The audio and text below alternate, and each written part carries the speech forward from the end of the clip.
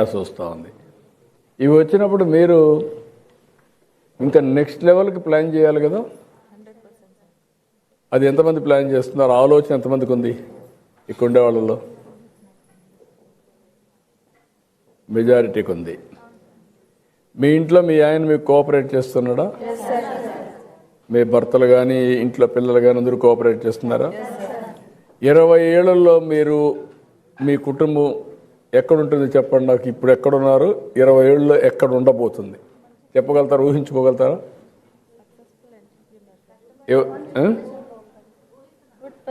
అటు కదమ్మా, ఒక నిర్దిష్టమైన ఆలోచన, ఒక లక్ష్యం. నేను వికసిత్ భారత్ ప్రధానమంత్రి గారు పెడితే నేను స్వర్ణాంధ్రప్రదేశ్ పెట్టాను. స్వర్ణాంధ్రప్రదేశ్ అనేది 2047కి ఆర్థిక అసమానతలు తగ్గించే విధంగా అందరికీ మెరుగైన జీవన ప్రమాణాలు, డబ్బులుండే వాళ్ళకే సహాయం చేస్తే ఆ డబ్బులు వచ్చిన తర్వాత వాళ్ళు తినేది ఏమి ఉండదు. వాళ్ళు మామూలు మనుషులే, వాళ్ళకు కూడా షుగర్ వస్తుంది. షుగర్ వస్తే మళ్ళీ రైస్ తింటే ఇంకా ఎక్కువ అవుతుంది, ఇంకా గోళీలు ఎక్కువ వేసుకోవాలి, ఆ ప్రాబ్లమ్స్ పెరుగుతూ ఉంటాయి. ఇంకా అట్లా కాకుండా ఇప్పుడు మీ అందరికి ఒకసారి ఆలోచిస్తే స్కూల్స్లో ఎడ్యుకేషన్ మెరుగవుతుందా? ప్రభుత్వ పాఠశాల అవుతుందా? ఇదైతే మీరు ప్రైవేట్ స్కూల్ పంపించే పని తగ్గిపోతుందా మీ పిల్లల్ని? దానివల్ల మీకు ఆదా అవుతుందా మళ్ళీ? రెండోది మీ ఆరోగ్యం. ప్రతి ఒక్క కుటుంబానికి ఎక్కువ ఖర్చు అయ్యేది ఆరోగ్యానికి, చదువుకి. ఇప్పుడు ఆరోగ్యం కోసం నేను సంజీవిని ప్రాజెక్ట్ తీసుకొస్తున్నా. సంజీవిని ప్రాజెక్ట్ ఏంటి? మీ యొక్క ఎవరికైనా కానీ బీపీ, షుగరు ఇలాంటివన్నీ ఉంటే, ఏ వ్యాధి ఉన్నా ముందుగానే పసిగట్టి డయాగ్నోస్ చేసి దానికి ఎలాంటి మందులు ఇవ్వాలనో ఇవ్వడం. అది ఆన్లైన్లోనే. మీకు అందరికి సెల్ ఫోన్లు ఉన్నాయా? సెల్ ఫోన్లు ఉన్నాయని చెలిపెక్కెత్తండి. సెల్ ఫోన్ లేని వాళ్ళు లేరు, కానీ మీరు సెల్ ఫోన్ సరిగా వాడడం లేదు.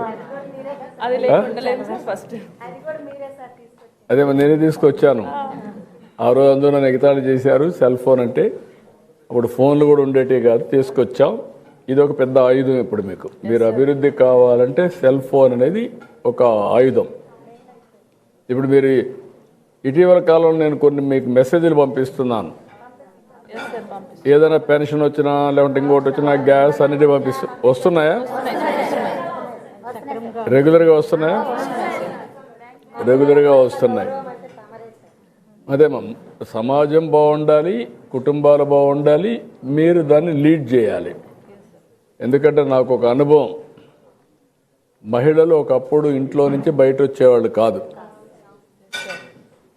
చిన్నప్పుడు మీ తల్లిదండ్రులు మీకు చెప్పేవాళ్ళు ఏమని? మీకేం తెలియదు, మీరు ఇంట్లోనే ఉండాలి, వంటింట్లో ఉండాలి, వంట చేయాలి, పిల్లల్ని చూసుకోవాలి, స్నానాలు చెప్పించి పంపించాలి అని చెప్పాడు. అంతే కదా? ఇంకొక పక్కన కొన్ని రోజులు పోయిన తర్వాత మీరు పెద్ద అయినాక భర్త వస్తే, భర్త నీకేం తెలియదే, నువ్వు ఇక్కడుండు, నీకెందుకు ఇవన్నీ, నువ్వు పట్టించుకోవద్దు అనేవాడు. అవునా కదా? అదే మరి మీరు ముసలి వాళ్ళు అయితే పిల్లలు కూడా మిమ్మల్ని చాలా చులకనగా అనేవాళ్ళ. కొడుకు కూడా అనేవాడు, నీకేం తెలియదు, నువ్వు గమనుండు, నీకెందుకు ఇవన్నీ అని.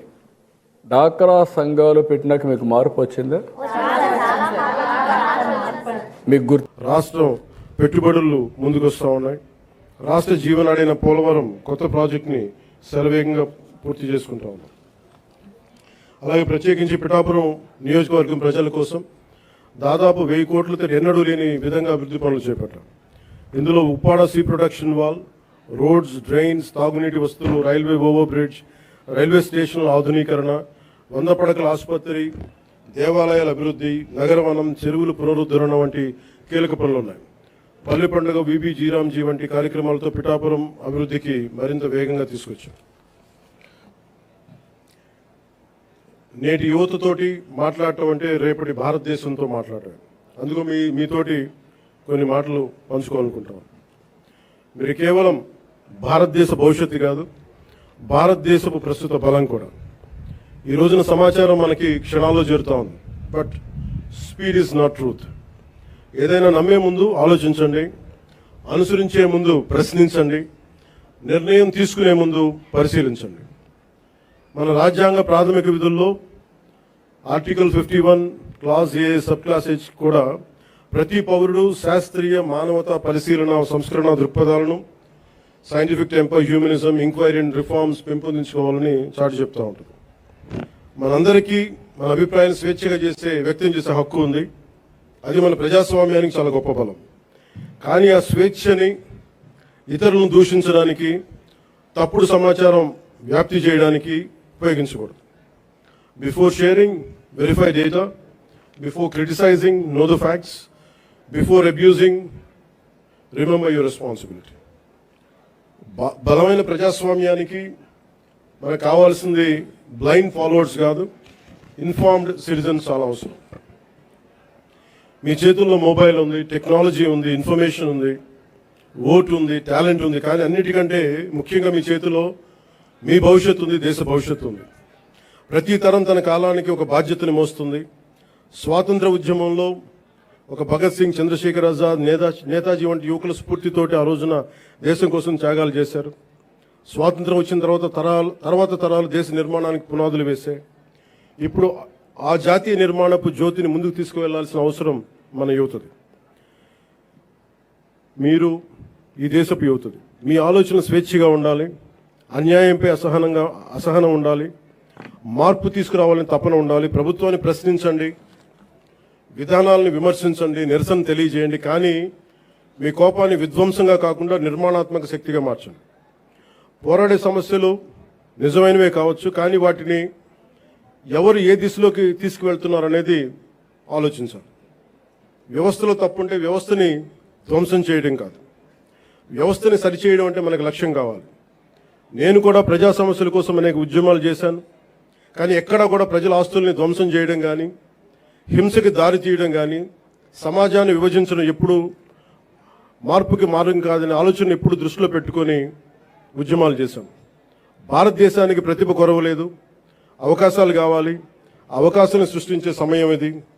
ప్రపంచంలోని పెద్ద సంస్థలకి నాయకత్వం వహిస్తున్న భారతీయుల నుంచి, అంతరిక్షం నుంచి డిజిటల్ టెక్నాలజీ వరకు, భారత్ సాధిస్తున్న విజయాల వరకు మన సామర్థ్యాన్ని చాటి చెప్పడం సామర్థ్యానికి ప్రపంచమే సాక్ష్యం.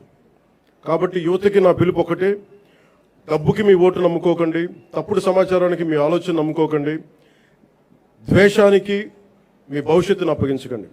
ప్రశ్నించే యువత కావాలి, పరిష్కారం చూపే యువత కావాలి, అవకాశాలు సృష్టించే యువత కావాలి.